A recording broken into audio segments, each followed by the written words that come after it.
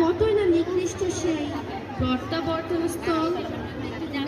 যখন তাদের তাতে নিক্ষেপ করা হবে তখন তারা তার বিকট শব্দ শুনতে পাবে। নদের দ্বার ছিন্ন ভিন্ন হওয়ার উপক্রম হবে।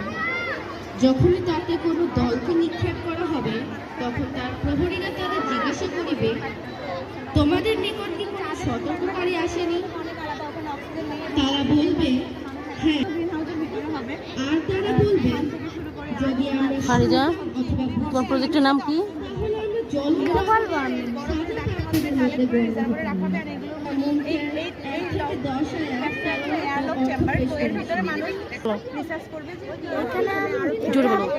এটা আমি পৃথিবী বোঝাচ্ছি। এটা হচ্ছে জল এবং এটা স্থল।